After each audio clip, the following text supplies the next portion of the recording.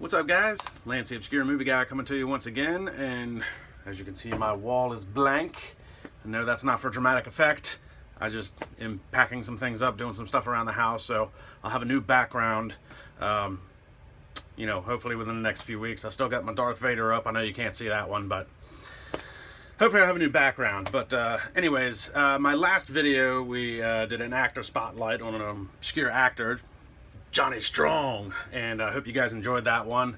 Today I want to do another actor spotlight, not so necessarily on an actor that is obscure, but an actor that was once popular that has kind of fallen into obscurity. And Amazon Prime actually just released on July 23rd a documentary focusing on him, simply titled Val, and it is about Val Kilmer. And it's about his career and the recent struggles that he's going through health-wise over the last few years. And a lot of people are really familiar with Val Kilmer. A very well-known actor, and he's been doing it for quite a long time, close to 40 years at this point. And he seems to have touched a lot of different generations with a lot of different films. I know when I was young, from his earliest movies, Real Geniuses, Top Secret, and Top Gun. Got my Top Gun shirt on. Willow was another good one when I was a kid. And then, he even did some stuff, into the 90s. He played Bruce Wayne in Batman and Batman Forever. He was in Heat, which is a very well produced and very well known movie as well. Obviously, he was nominated for Tombstone as his role as Doc Holliday. But in recent years, he's kind of fallen into obscurity. He's done a lot of not so well-known films. He's been battling health issues with throat cancer, but he's been consistently working every single year, multiple films, and I don't know when necessarily his career started to go into a different path, not so much from the mainstream stuff, but more into the obscure B-movie, straight-to-DVD, limited release type things. But if you've watched the documentary, it shows a lot of what he's gone through in the past few years. He's had throat cancer, can't talk, has to use one of those little voice modulator things, and it's very stripped down. Val Kilmer is not very, he's always been kind of a private kind of guy, and this is really the first time that he's kind of come out in a major public way about his recent health issues. But it also explores his whole career behind the scenes, a lot of home footage of him when he was younger, and it's really touching, it's really well done, and I appreciate the fact that Val kind of let us into his life like that. And for a guy that relied so heavily on his voice, a lot of people don't know it, but in Top Secret he played basically a teen heartthrob who was a musician, and it was kind of a spy spoof thing. It was a really funny movie, but he does a lot of his own singing in that. He played Jim Morrison in The Doors, did a lot of his own singing in that. He even voiced Kit in the remake, I think it was 2008-2009 remake of Knight Rider. Not nearly as good as the original, but that's a different story for a different day. But, guy relied heavily on his voice throughout the majority of his career with a lot of the stuff that he did. Obviously, being an actor, you got to talk a lot, but he's not so much a character actor as he is a method actor. And that being said, as a method actor, he learned to sing. When he played Doc Holliday, he learned to kind of learn the lingo and the inflections of what an aristocratic type Westerner would sound like. And obviously that, he nailed that, hit that out of the park. And then to play Knight Rider Kit, didn't quite have the same inflection as William Daniels did back in the 80s, but did an admirable job. So I wanted to focus on three kind of obscure movies that Val Kilmer has done. And while a lot of the movies that he's done over the last few years, the last 10-15 years, have been definitely some obscure things that's not so mainstream, I wanted to focus on these three performances, and we're going to bypass the obvious things. We know he was amazing in The Doors as Jim Morrison. We know he was amazing as Doc Holliday. So we're going to bypass a lot of the mainstream stuff, and we're going to focus on these three movies where these are actually still legitimately pretty good movies, even though they kind of flew under the radar. But it's really the performances that he put forth into these movies. He is an extremely good actor, and he is still acting. He's got a new movie that's coming out this year. I haven't been able to see it.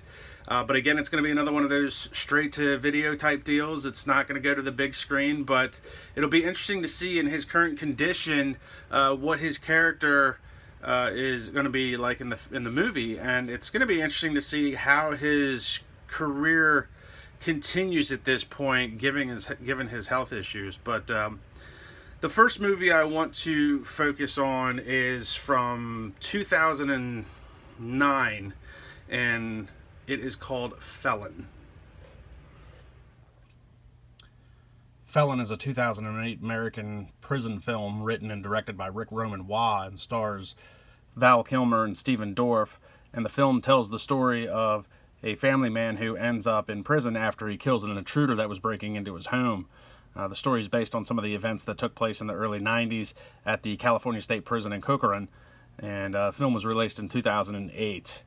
Stephen Dorff plays Wade Porter, who's just a blue-collar guy trying to take care of his family. And unfortunately, his house gets broken into, and he chases the guy outside, accidentally kills him, and is sent to prison for it on a plea contest. Now, in that movie, Val Kilmer plays John Smith, who was serving a life sentence at San Quentin and gets transferred to the prison in which Wade Porter, Stephen Dorff, is at, and they become cellmates.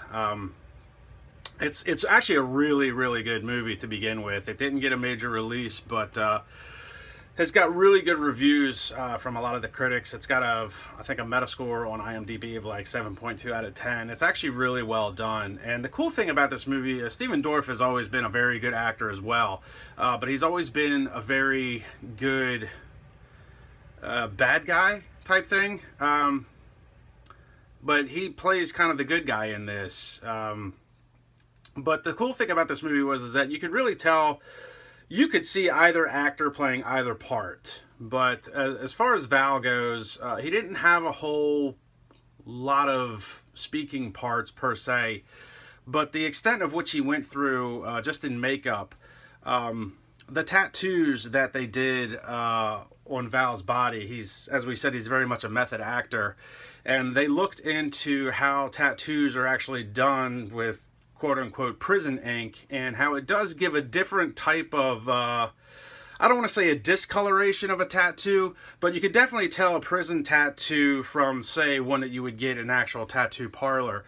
And a lot of the time he spent in the makeup chair was figuring out different ways to make those look more like they were actually prison tattoos than just tattoos that were done at a tattoo parlor. So, again, really good flick. I highly recommend it to anybody. It's definitely worth the watch. And both actors did an incredible job, and it's a really good movie. The next one I want to talk about is a little bit more known, but again, another movie that is a stellar performance, not just by Val Kilmer, but the others involved. It was a very well-written script, and the chemistry on screen was amazing between Val Kilmer and Robert Downey Jr., and the movie was from 2005. It's called Kiss Kiss Bang Bang. Kiss Kiss Bang Bang is a 2005 American black comedy crime film that is written and directed by Shane Black. And this was actually Shane Black's directorial debut. And it stars Robert Downey Jr., Val Kilmer, Michelle Monaghan, and Corbin Burnson.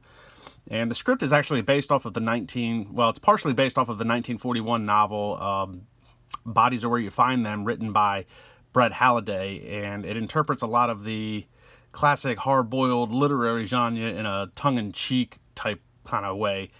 And the film was produced by Joel Silver and with Susan Levin and Steve Richards as executive producers.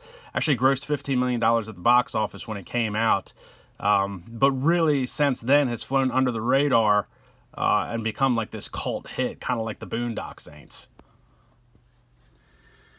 Now, Kiss Kiss Bang Bang is a really funny movie, and like I said, the on-screen chemistry between Val Kilmer and Robert Downey Jr. is incredible. And there's a lot to be unpacked with this movie, because at the time, there's a lot of stuff going on here. Robert Downey Jr. had a lot of drug problems in the well, not just the late 90s, but late 90s, early 2000s. Even did a little bit of time in prison, I think, or he may have gotten a plea deal, but he had gotten charged with a lot of stuff and was having sobriety issues. So one of the things there is that this was, not only is this Shane Black's directorial debut, and if you're not familiar with Shane Black, he's done a lot of things since Kiss Kiss Bang Bang, but he also was in The Predator 1987. And he also had written The Predator, which was the last iteration of that franchise that we recently came out in the past couple years.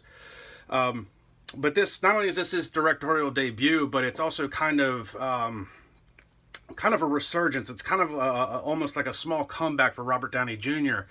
You know, after the whole, drug thing and sobriety thing, and he was really kind of down and out, really, and Shane Black took a chance on him. And even during filming Val Kilmer, Val being who Val is, didn't smoke, didn't drink, didn't do anything on set around Robert Downey Jr. to help him, encourage him with his sobriety and stay sober, which is a true testament to the type of character that Val Kilmer is just as a person. This movie did so well, maybe not in the box office, but it did so well for Robert Downey Jr. When Robert Downey Jr. got cast as Tony Stark, Robert Downey Jr. made it a point to have Shane Black direct a Marvel film, and that in which did happen.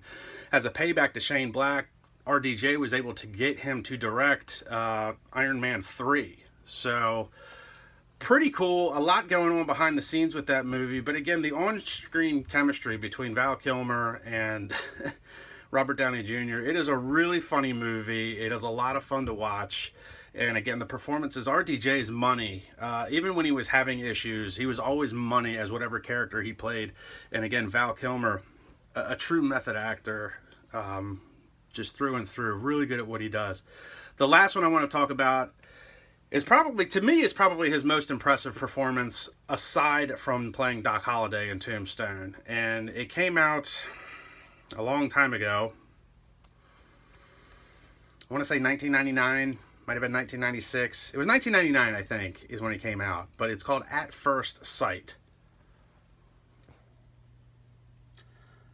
At First Sight is a 1999 American romantic drama film directed by Irwin Winkler and starring Val Kilmer and Mira Sorvino, and is based on an essay that was written by a neurologist, Oliver Sacks, called To See and Not See, from a 1995 book called An Anthropologist on Mars, and was inspired by the true life story of a guy named Shirl Jennings. And if you're not familiar with Shirl Jennings, he was one of the only few people in the world to regain his sight after a lifelong blindness, and was the inspiration, obviously, for the character of Virgil Adamson in the movie. At age 3, Shirl became dangerously ill with 3 illnesses at once. He got sick from meningitis, polio, and cat scratch fever, and it put him into a coma. And when he emerged 2 weeks later, he had paralyzed legs and damaged eyesight from it. So it was really an interesting story. But the movie in and of itself is more about the performance than the story.